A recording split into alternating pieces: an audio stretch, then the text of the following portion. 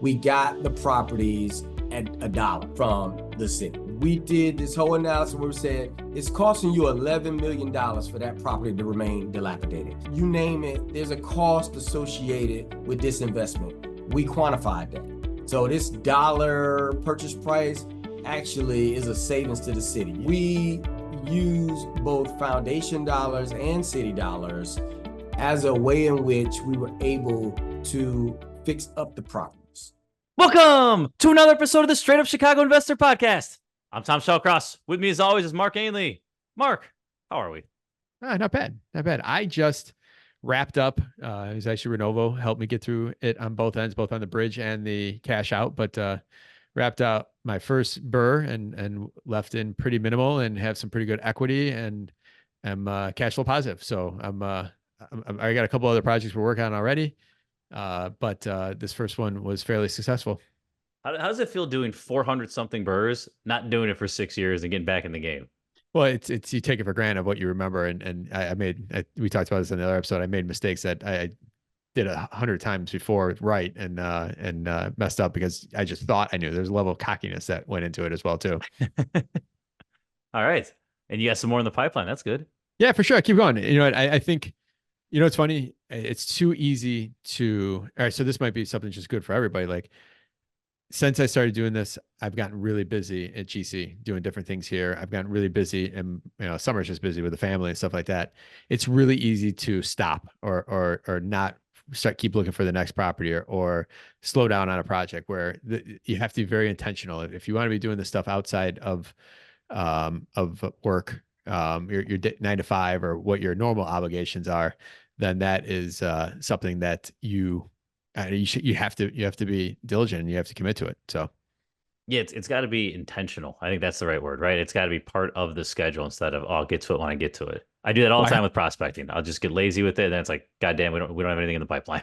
I heard an amazing quote recently, and I'm going to pull it up right now real fast so we could cut this out. But it's struck me ever since, and it's very relevant to what we're talking about here. Let's see. I should have been prepared. Yeah, Jimmy, you can cut this dead air here. Make this sound smooth. All right. So the quote I heard the other day, it was a John Maxwell book. It says, "Your success in your career will be in direct proportion to what you do after you have done what you're already expected to do." So you're already expected to get up, do your 9 to 5. You're already expected to have your family obligations, but your success in your career, and I would say I would replace career with life, is going to be direct portion of what you are able to accomplish after you do those things. So I don't know, that quote I've been sharing it. It's been awesome. That's a good one. You know, another, because you said like your success matters or whatever. I just finished 7 Habits again, and one of the quotes in there is, an event occurs, you have a stimulus, you have a response, and what you do between the stimulus and the response will dictate your level of success. Yes. I tried to. I was like, ooh. I try to explain it to my son about talking back. Like, you control what comes out of your mouth. You control everything that happens between the time you feel something and the time you react. Yeah, that's a good one. All right. Let's jump in here. Let's do the highest priority tip of the week. Yeah, for sure. So my tip for the week is Google Earth. You have the ability to download Google Earth and be able to measure your yards, measure your garages, measure roofs. So this might even be part of your due diligence and try to find a property. You know, maybe you have these 100-year-old properties that don't have the correct dimensions, or you think the square footage is off, or maybe you want to double check it. But when you go on to, call it a 2-flat, you can measure that roof. You could get a pretty good spot on how much square footage you're going to need for that flooring, or how big of a roof that is, if it's a bad roof or whatnot. And same with the yard as well, too. You could measure that out for if you're trying to add something or how much space you need. Now there's variation, but it's still also better having some of those numbers and figuring out some of those things versus not having them, or if you're trying to do this from out of state. Yeah, absolutely. Another one too, we used to do at the roofing company, is Eagle View. It's like $50, or I don't know what it is if you do a one-off, or maybe closer to 100. But it'll give you, this roof is 22 squares. It'll give you the dimensions, like what each part is. So if you're getting quotes or whatever, you can just send that out to your guys. You don't have to have them come. You should have them come out anyways, but you can make life a lot easier just knowing, all right, this is what I'm working with. Here's my dimensions. Yeah, Task Easy does the yard too. So Task Easy is a Uber lawn service. If anyone's not using it, like if you need a one-off in between tenants or something like that, go to taskeasy.com. They'll measure your yard. You could also use them for lawn service, but if you want to measure your physical grass space, you can do it that way too. Yeah, good stuff.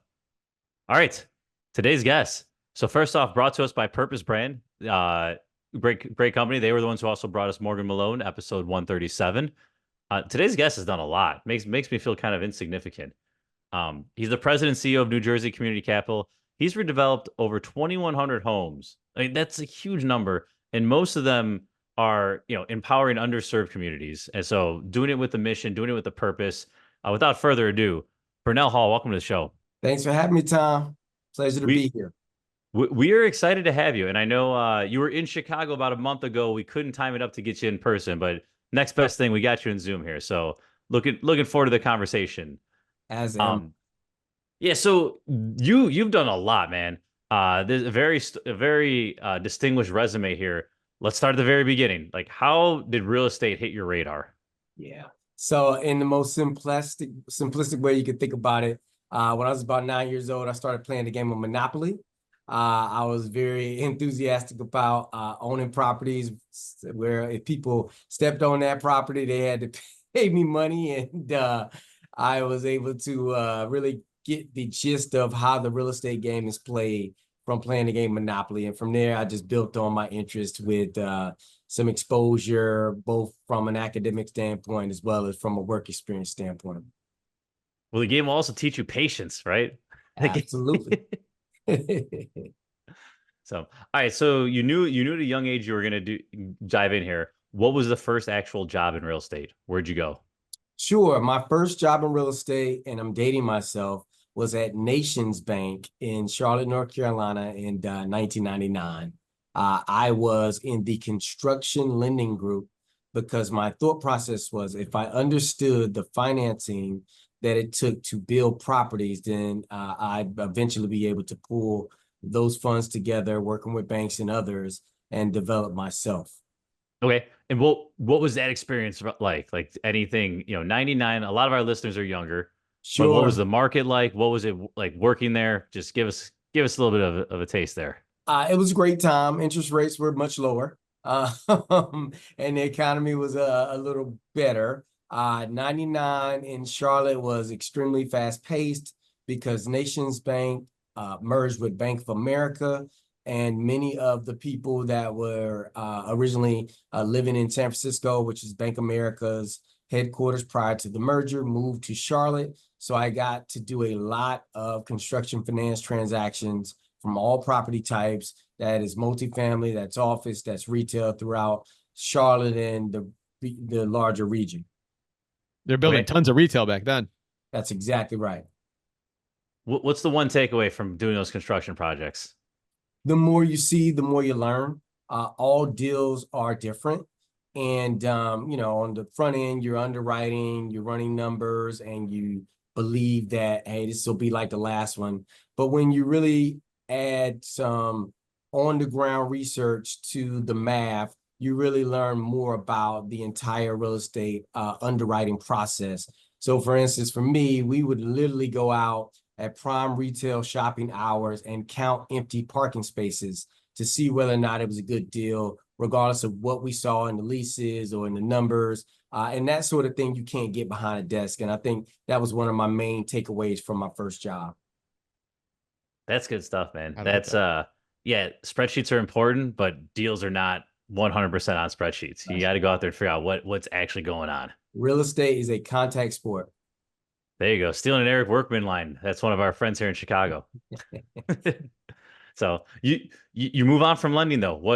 What's the next path here? What's the next part of the path? Yeah. I fortunately but unfortunately found out what one of my friends that I started working with that was an investment banker, what his bonus was relative to mine. So once I found that out, I was immediately humbled, somewhat jealous, and decided to make a slight career change and move over into real estate investment banking and learn more about institutional real estate products, i.e. products such as large credit facilities, syndication of real estate deals, real estate finance that really kind of was more geared towards large corporations buying real estate versus individuals, buying and building real estate versus just individuals. Okay. You make that jump. What was how much did the previous job help with that? And I guess what were some of those? Ooh, I didn't understand this part of the job. Like you used the word humble, like what, moving in a new Sure. role there. What were some of those? Whoa, I didn't know this. Yes. So, whereas the construction finance job really focused on underwriting the asset, the value of the asset, the potential cash flows from the asset, the management of said asset. When you started really looking at the corporation, then you looked at corporate credit. So now you're working on working with Bloomberg machines and understanding the credit of the corporation that is either taking on debt or trying to syndicate transactions to do really large multi-million-dollar complex transactions. It's something like this. Like we have in Chicago here, our housing inventory has a lot of smaller units, right? It's very easy to buy. We have a lot of 3 units, a lot of 4 units, a lot of 6 units, and Yeah. that's what a lot of our listeners own. The experience you had there, is this a job where that would actually help them on the ground with some of their, call it, smaller portfolio? Like, is this something if they're looking, I want to be in real estate, but I don't want to quit the W-2. Is Right. this a path that would be beneficial to them, or is this, just too far removed and just too big of No, a scale? I believe it absolutely would be beneficial because at the end of the day, you really need to understand financing and underwriting to understand the value to yourself, but more so understand how you and your project are being viewed by the people who will ultimately finance your project and ultimately your real estate dreams. And so from that perspective, you really need to understand credit applications, filling those out in a way in which you put your project in the best light without fudging any information. You also need to understand how to read appraisals, how to read environmental phase 1 and phase 2 reports, engineering reports. Seeing it from a financier's, appraiser, and a broker's eyes will help you be a better investor in the long run. And I believe my experiences gave me that exposure. Up until that point, were you just collecting experiences, or did you already see kind of the bigger goal of where you're ultimately at today, or where you're still going?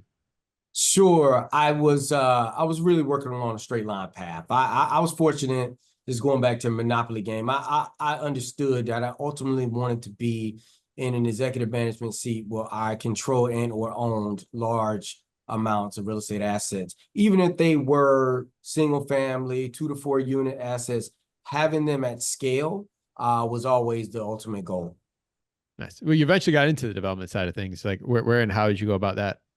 Sure. So I actually started on the public development side, working with the New York City Housing Authority, much Wow. like Yeah, that'd be exactly, crazy. Yeah. Yeah, much geez, it like makes the CHA Chicago look great, Housing right? Authority or the Cook County Land Bank, public entity that owns tons of assets, probably way more asset rich than cash rich. And so one of the things that I was focused on in moving from banking into public real estate management and investment was really trying to understand how to get the most financial upside out of properties without doing any socioeconomic harm, such as gentrification and or being a slumlord or a subpar property manager. And that's a really delicate line to walk. But I learned a lot about how you go about it, successful and unsuccessful at times, in organizations such as the New York City Housing Authority. What do you think? Because we have the CHA here, Chicago Housing Authority, and we obviously Chicago, we have our own politics and all that stuff. Like seeing that type of organization from the inside out, like are those things ever like fixable? Like can something like that ever function at a high level, high productive level, or is it always going to be business as usual with entities like that? Maybe not them specifically. Just curious to know your take on that. Well, I gotta give a shout out to CHA.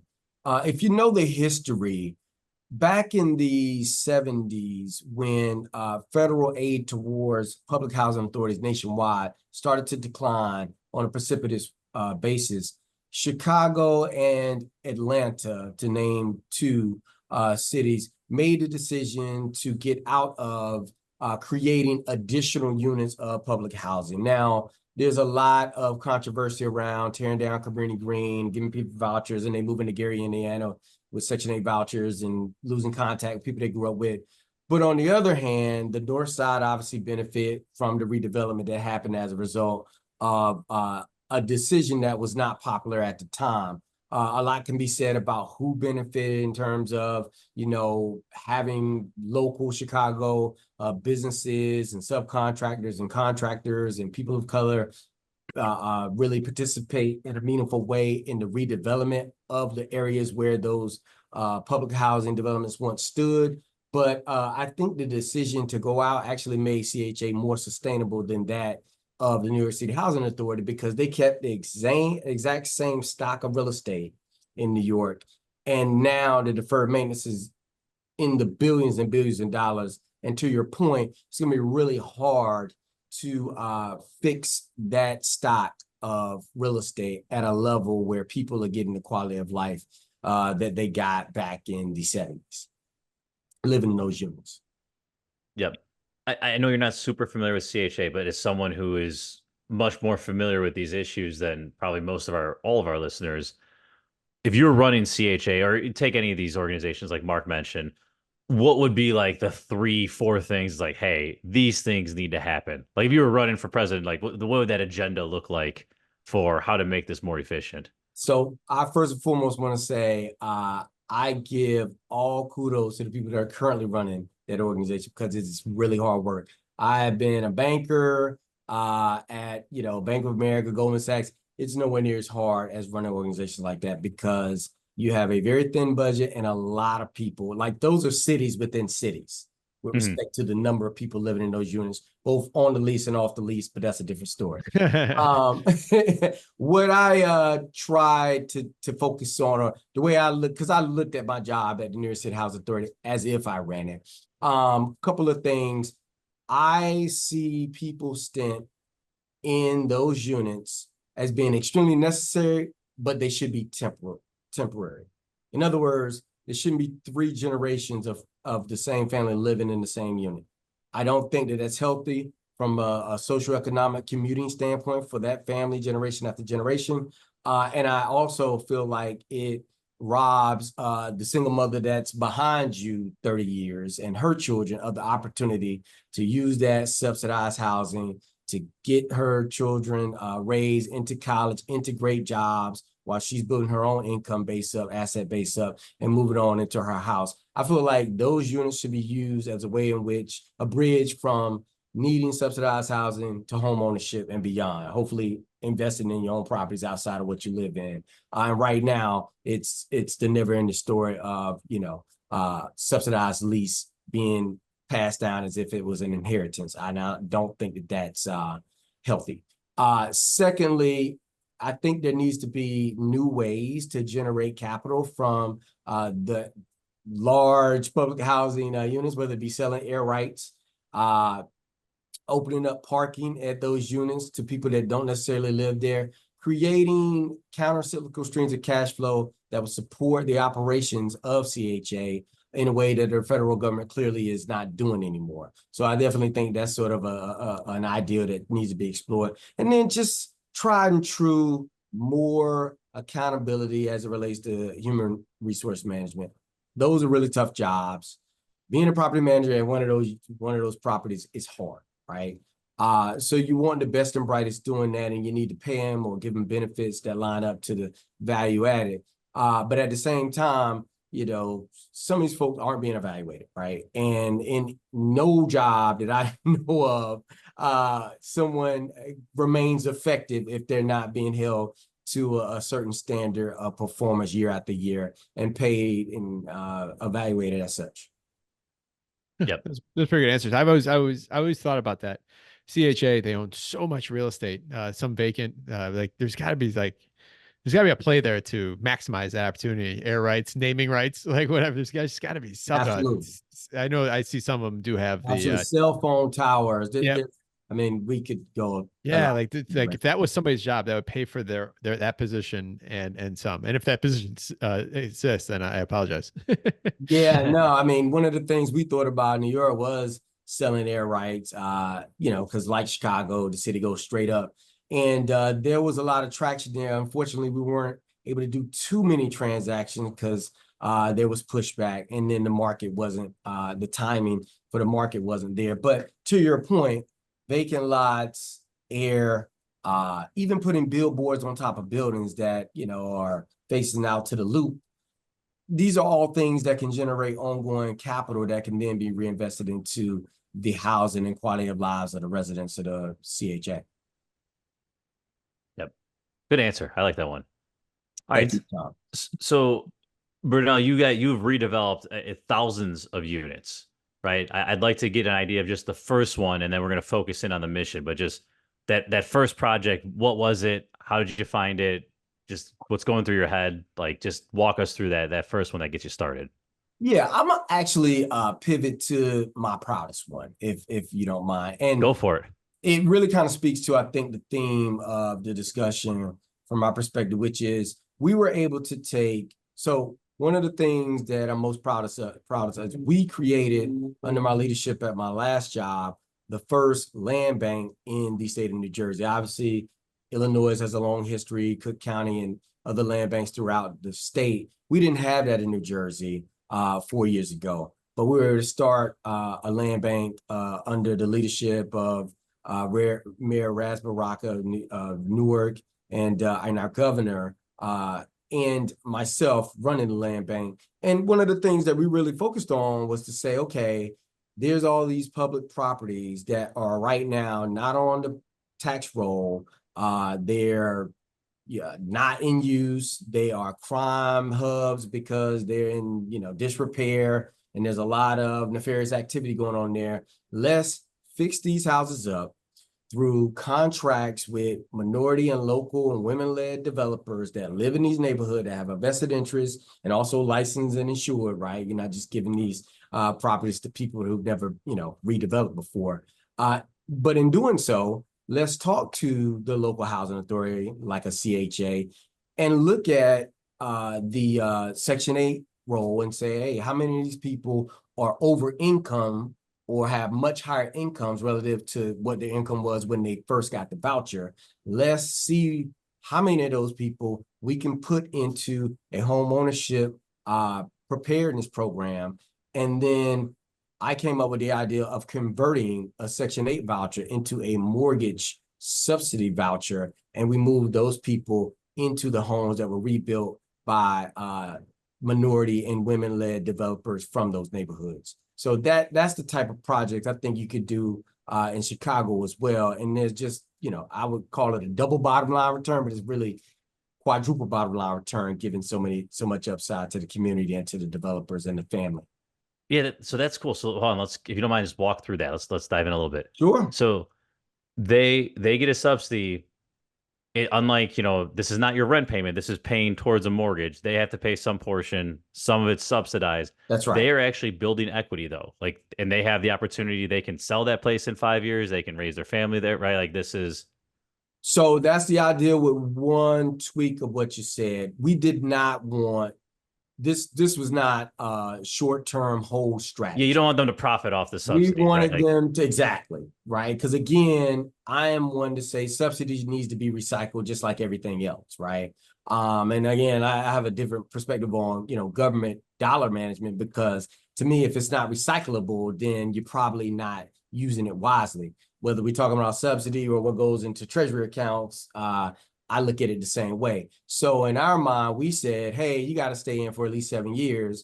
After that, we give you the option to capture the value created via the equity in the project. However, that has a sliding scale. The longer you stay in, the more of that profit that you can capture and leave an inheritance to your children, buy a new single family home or buy an investment property. But if you don't stay very long, then we need the subsidy back as part of you transitioning to something else, because we want to give this to someone that has a vested long-term interest into the neighborhood, while at the same time giving them a chance to create wealth through the ownership and ultimate sale of a property.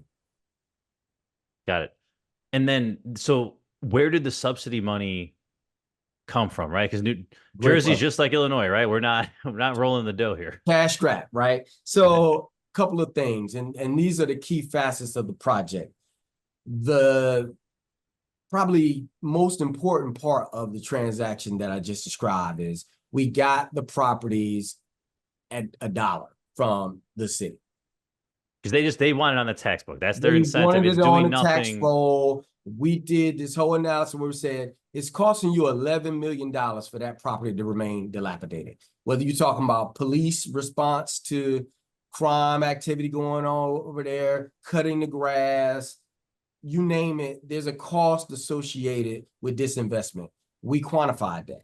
So this dollar purchase price actually is a savings to the city. You actually had to bring data to the table. Otherwise, some city council person or alderman is going to say, no, you're making someone rich using taxpayer property. Okay. So that was the first thing. Part two was we use both foundation dollars and city dollars as a way in which we were able to fix up the properties. Okay. So banks, foundations in the city gave us low cost capital that we ultimately gave to these minority and local developers, women-led developers who did the work, right? Part three, the city actually had a 5-year tax abatement on the projects once the families moved in, because as you know, the main difference between renting and owning, beyond coming up with that big down payment at the beginning, is paying property taxes on a year-to-year basis. Renters don't have that exposure, and it's always a shock, and it always leads to problem, even if you have subsidized purchase price and so on and so forth. And then the last step was we made sure there was a HUD certified counselor to teach them how to own post-transaction, right? So even after you moved in, you needed to understand how to plan for taxes, how to, deal with utilities, how to winterize your house, how to summarize your house. All these things needed to be taught because we all assume that people are going to pick this up naturally as they convert from renters to owners, and that could be no further from the case and true. Yeah. What was the public perception on this? And I ask because that happens here is people are like, yeah, we need affordable housing. And then they'll turn around and say, well, not in my backyard. Right. There's a negative stigma to it, whether it's justified or not. Like that's a perception. It's a real perception that people will bring up to their aldermen. So talk through that perception and how you guys fought it. Yeah. And again, I think Chicago has been a leader on this, right? Like the main issue with Cabrini Green, just using that example from way back, is not that there was affordable housing in that location. It was concentrated poverty and low quality living in that location. Yeah. Affordable housing and concentrated poverty in one place are two separate things, right? So as people are describing these projects, they need to describe it as the integration of livelihoods, not necessarily concentrating poverty in a new location, right? One person with a voucher is not gonna demonize your neighborhood or drag down the quality of your neighborhood, right? And so sometimes, you gotta have the courage as a public service to shut out the noise, right? The other piece to this is you really have to think about right now, nothing is coming out of having dilapidated or underutilized property.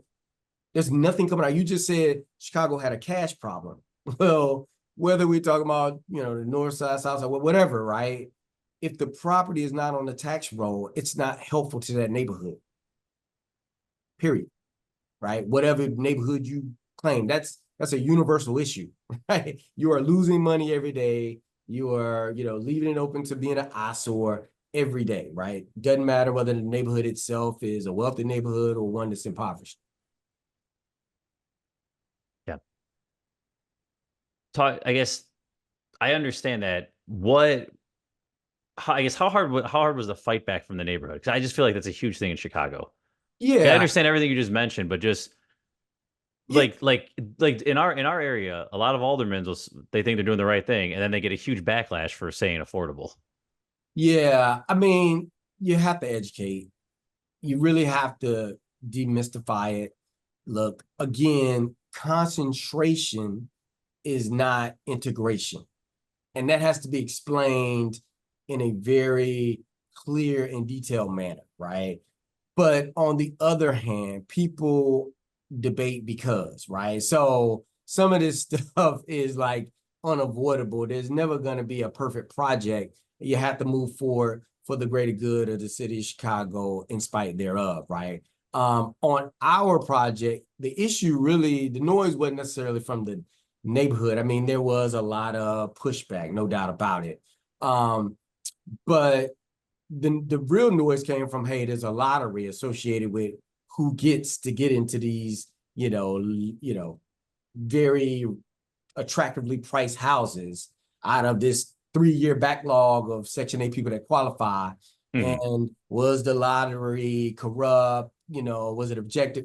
That's honestly where I spent most of my time managing public perception.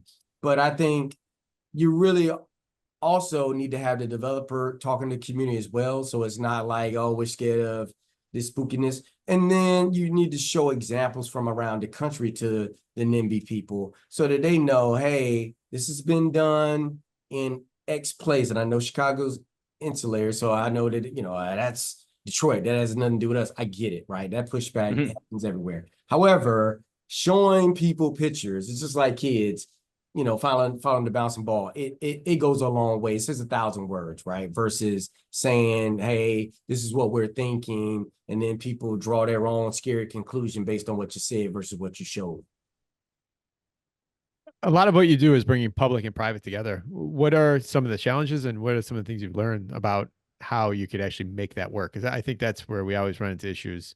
It might be everywhere, but I know it happens here where it's like the city has agenda, the public agrees with that, but they got to find a way to make money.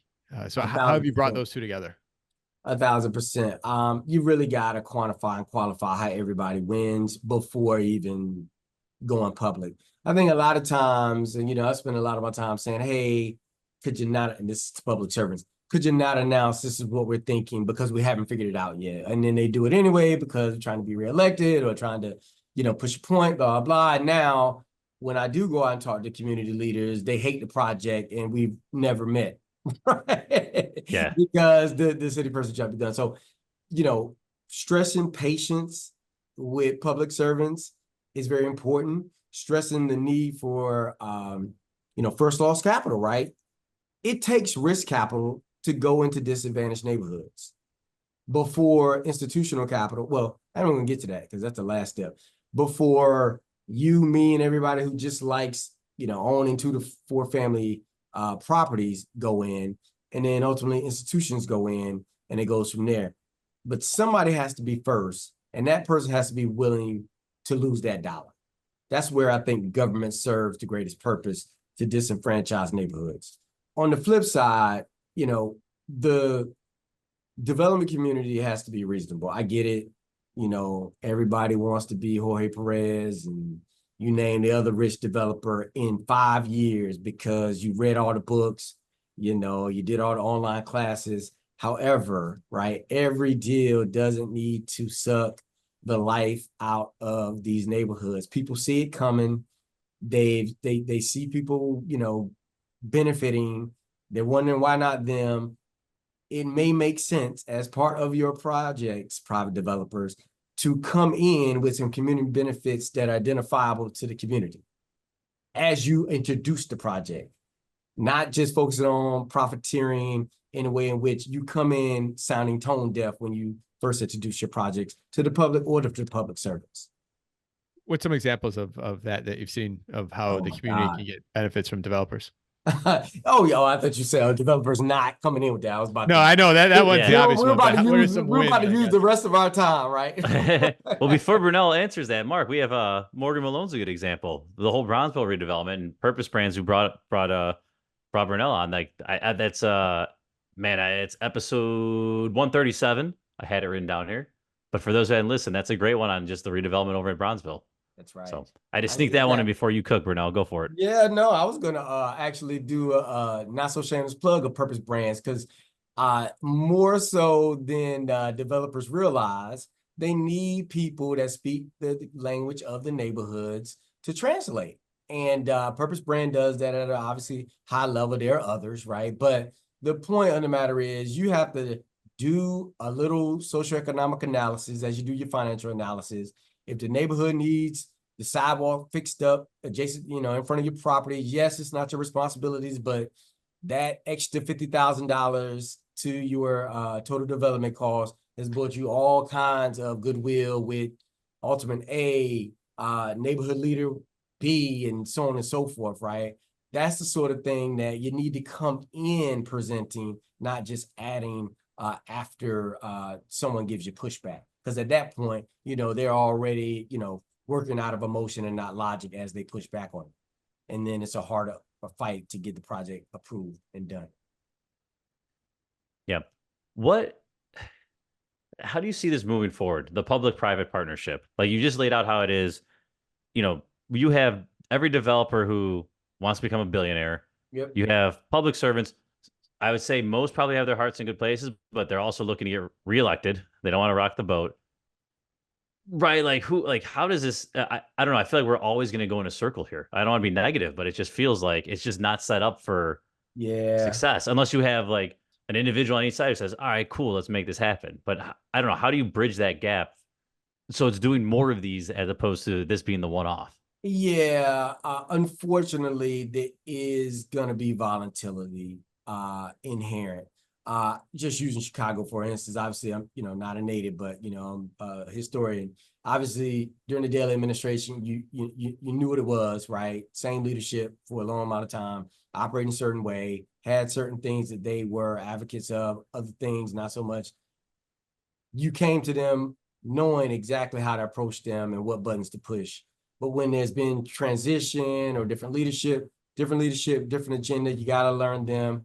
They got to, learn you. They came in on a campaign promise, so that's going to be priority 1, 2, and 3.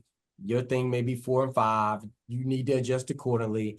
And that sort of volatility, I don't think you can avoid if there's new leadership. On the other hand, Chicago is really well advanced as it relates to public-private partnership. There has been a lot of success at Cook County. I mean, my good friend Rob Rose did a lot of good work in creating a lot of development opportunities for local developers that were just starting out under his tenure. And there's other examples of that. So where you do have publicly owned assets and you're just starting out as a 2 to 4 unit investor, I think you got to spend a lot of time looking at trying to get in that way. And then the other thing I would suggest, if you don't have a ton of capital to start, but you want to do a project to get off the ground and get some experience for the future deals, then look at affordable housing as a way not to have to put in a ton of money up front.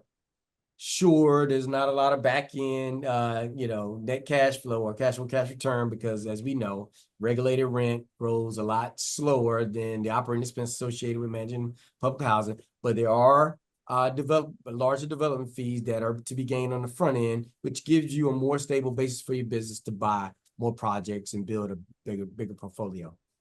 Rob Rose, man, I've heard that he was an OG episode 38. So I mean, we're over episode 300 now. He was on here back in the day as well too. 4 years ago, yeah. I had to show Tom I know a little bit about Chicago life. Okay. Dropping names. It's all about name dropping. I love it. Well, just for our listeners too, before you go, Mark, the stuff with Andre Collins at CIC, that's a great one. For those of you who haven't gotten hooked up, let us know if you're interested. I mean, those are distressed properties that they need developed, like so much at a smaller scale, right? These are single family, 2 unit type things, but it goes out to developers and you bid on it, right? They get decent pricing on it. And as a developer, you have the opportunity to get something that's off market. It's still competitive. They're not giving away the house. It's not handshake deals, but it's a nice setup. Like they get rid of the property and then they have controls over it too, right? They inspect it. They're involved to make sure, and just to make sure that everything goes smoothly and you're not just sitting there flipping it or wholesaling or anything like that. So, all right, Mark, go. Sorry, I had to drop CIC a line as well. No, that's cool. That's cool. I like that. Bernel, what's not like? What are you working on now? What are you working on next? You got a long career ahead of you. Like, where do you see this all going, and what do you think you're capable of accomplishing? Yeah, so we obviously are CDFI that has a nonprofit development company that has about $100 million in assets. We want to scale that business. We want to develop a workforce housing fund. We also want to take advantage of some of the new and innovative financing tools that are being used to create affordable housing, not necessarily via development and not necessarily in the neighborhoods you think, but in NIMBY neighborhoods without making people feel like you're devaluing the neighborhood. People are using revenue bonds right now to convert currently market rate housing into mixed income housing. so as to, again, not concentrate poverty, but at the same time, create more opportunities for people, not just at the lower tier of very median income, but also people in the middle class from that like 80% average median income to 120% average median income, opportunities to move into quality housing as well. Got it. And are you doing this just across the country? Are you focused mainly in your neck of the woods? Where just geographically, is this everywhere? Yeah, right now we are mostly in New York to Florida, but we are moving west. Okay, cool. I guess I want to spend a little bit of time talking about Florida. I'm sorry, talking about New York. Um, Man, I've seen I follow some of the guys on LinkedIn, just some of the some of the things they have there to deal with it'll take 50 grand to rehab a unit and they can only rent it for 500. Like there's some things out there that it's like, whoa, this is not right. Can you just shed some light for in Chicago? We have our own issues. We don't have those issues though. Can you talk a little about that just from your experience up there? Yeah, you can't get much done without some sort of subsidized finance, tax-exempt bonds, um, money from HUD, home funds from HUD. It's really hard to do anything without subsidy, which brings regulations, which discourages developers. So look, it's a tough market to build from scratch unless there is a lot of public-private partnership going into a transaction. Pulling it together as you go in, not already having those relationships, it's tough. So not the best market for new entries. Got it. But like we say here, that creates the moat, right? That creates the opportunity for the people who It know how to does. navigate It does. It obviously, if somebody has the grit to disrupt, there's a lane. Yep. All right. Mark asked about, kind of you in the future. What do you think just about commercial housing the next 5 years? Right. We get mixed reviews from everyone who's talking. Some people think the world's ending. Some people think, oh, there's gonna be a lack of supply and this is, rents are gonna continue to boom. Very broad general statement. I know it's market specific, but I just pick your brain on what do you see the next 5 years for commercial real estate? Yeah, I mean, the boomers are still downsizing. So I get it. Rates are not ideal right now. So, you got to think twice about taking on floating rate debt and so on and so forth. But, from a demographic standpoint, I think smaller commercial housing that has density, but is extremely luxurious and technically proficient as it relates to the actual product into interior design is going to be attractive long term. Yeah, I like that answer. So, all right, Mark, you got anything else? You ready to wrap this? Ready to wrap? All right, let's do it. All right, man. You have a very successful career so far. How have you been able to, what's your competitive advantage? How have you been able to accomplish what you've accomplished while others wish they could?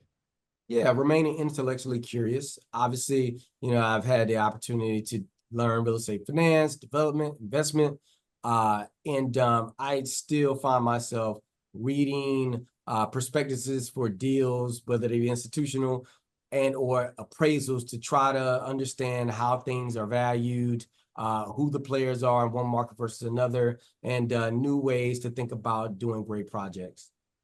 Yep. Bernal, before I ask the next question, I'm going to sidetrack here for a sec. For our listeners who are interested in getting, understanding the institutional side of things more, is there a good blog, a good follow? Give us a name or someone that you would recommend. Yeah, commercial real estate finance, CBRE's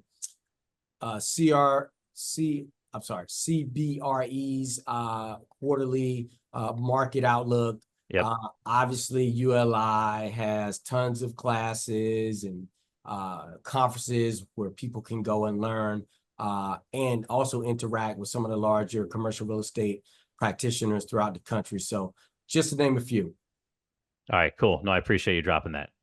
All right. Now, what is the one piece of advice you would tell someone that is yet to buy their first property? Sure. Obviously, you need to learn how to evaluate real estate, and as much as you can, try to do downside analysis, but you got to get in the game. So I just encourage people to, once they've saved up, built out their credit, had a little liquidity, find a piece of property that they feel like they can enhance over time and invest and build from there. What do you do for fun? I hang out with my 8-year-old son. He's a budding soccer star. So I sit out in the heat and watch soccer games for fun. There you go. All right. You already gave us some good resources, but now give us a good book, podcast, or self-development activity that you'd recommend to our listeners. All right. I would say Power Principles by Jorge Perez is good. There's so many of them. I think the Cash Flow Quadrant, which is the second book from Robert Kiyosaki, or Rich Dad, Poor Dad. That second book is extremely important as it relates to how you should think. In podcasts, I would recommend listening to yours. All right, we'll take it. We'll take it. All right. Besides yourself, name a resource in real estate that you'd recommend to other real estate investors. Maybe it's a person, maybe it's you name CIC, but I think people need to really get to know the people in the building department in their city. And also, you really need to understand who has subsidy for the type of real estate that you're working on. Grants, technical assistance, that stuff is actually prevalent in Chicago, but a lot of people don't know the Inglewood, nonprofit that actually helps me, with going about putting in a grant to change the facade of my commercial real estate asset, but they're there, right? So really taking the time to figure out the nonprofits that support the work of redevelopment, I think saves you a lot of time and energy, not only on the money side, but also on the public relations side when you are ready to do a big project. Yep. Bernel, thank you. You provide a ton of value to our listeners. How can they learn more about you? Is there any way they can provide value to you? Sure. New Jersey Community Capital, please visit our website. We have a way, email there, which you can, reach out to us. And any feedback from this that, you want to provide, we welcome that so we can provide more value to your listeners going forward. All right, good stuff. We end with the Chicago fact here. So, Mark, who are we playing for? All right, we're playing for Zach Guilford. And if myself or Bernal get this right, Zach, you get $50 gift card brought to you by today's sponsor, Kaiser Group. All right. All right, let's make Kaiser lose $50 here. All right, we get the Democratic National Convention around the corner here.